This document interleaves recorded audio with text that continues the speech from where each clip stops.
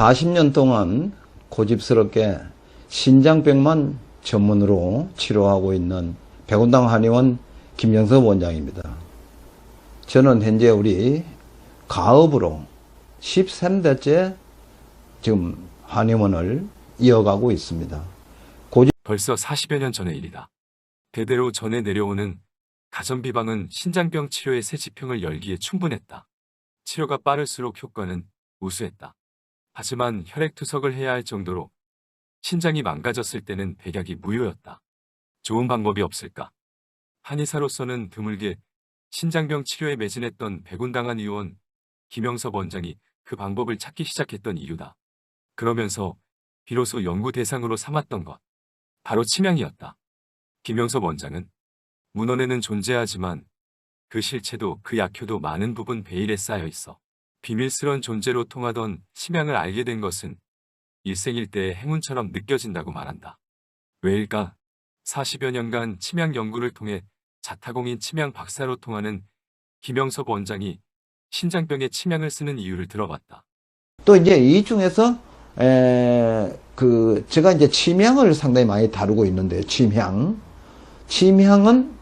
그 이제 만성 신부전이나 말기 신부전이 된 분들을 그 중에서도 한 사람이라도 더 고생해서 다시 말해서 그 고통에서 벗어날 수 있도록 하기 위해서 연구를 해서 동시에 투약을 하고 있는 것이 침향입니다.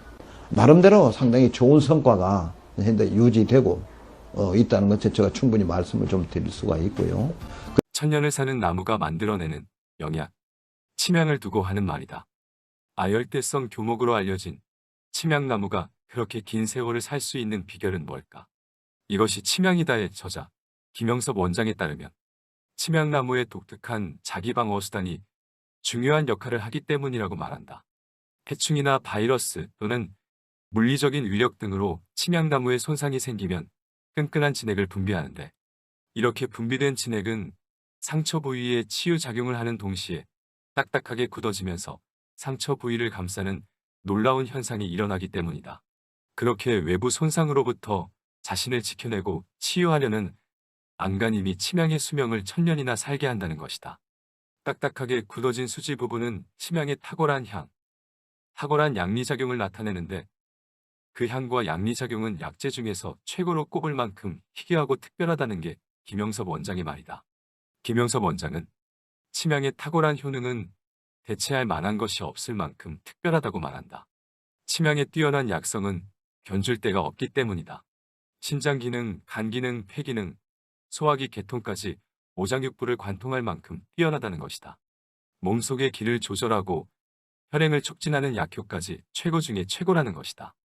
이렇듯 약성이 뛰어난 침향이지만 과거에도 현재에도 여전히 그 희소성 때문에 구경조차 쉽지 않다는 게 흠이라면 흠이다. 베트남, 인도, 말레이시아, 태국, 캄보디아, 인도네시아와 라오스 등이 주산지로 꼽히지만 최대 주산지로 꼽히는 베트남에서도 금수 품목으로 지정해 국가에서 관리하는 품목이기 때문이다. 사정이 이렇다 보니 침향은 전 세계적으로 너무도 귀하게 얻을 수 있는 것이다. 그런 만큼 값도 고가이다. 현재 유통되는 침향의 최소 거래 단위도 황금이나 보석처럼 그램 단위로 알려져 있다. 이런 악조건 속에서도 지난 40여 년간 실제 임상에서 침향을 처방약으로 써온 이유를 묻는 질문에 김영섭 원장은 신장병으로 10년, 20년씩 고통을 받고 있는 사람들에게 침향은 새 희망이 되어줄 수 있기 때문이라고 말한다. 김영섭 원장이 40여 년 전 침향을 처음 접하고 가졌던 궁금증이었다. 일찍부터 신장병 치료에 의학적 신념을 걸었던 그에게는 대대로 전해 내려오던 신장병 가전비방도 있었다. 12가지 씨앗으로 구성된 12씨 안요법이 그것이었다. 실제 임상에서 초기나 중기 신장병에 좋은 효과도 나타냈다. 보면은 한방약 중에서 그 자자나 한문으로 자자나 인자나 실자나 육자나 이 들어가는 것은 전부 열매를 말합니다. 씨앗을 말합니다.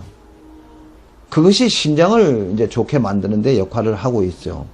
근데 그 중에 중요한 것만 12가지 씨앗. 그래서 이제 제가 소위 말하는 게 12씨앗 요법. 전부 그런 수치를 해서 만들어 가지고 과립화합니다. 과립.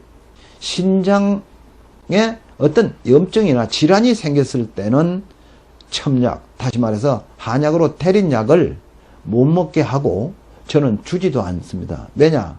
조금 신장에 부담이 많이 가고 이로운 것이 없고 해로운 것이 많기 때문에 저는 그렇게 지금 하고 있습니다. 그래서 가립으로 하고 있고.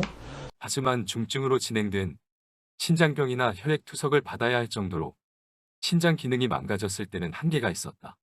김영섭 원장은 그 한계를 뛰어넘기 위해 절치부심하던 중 침양을 알게 됐다며 침양을 실제 임상에 활용하기 시작하면서 느꼈던 희열은 지금도 잊을 수가 없다고 말한다.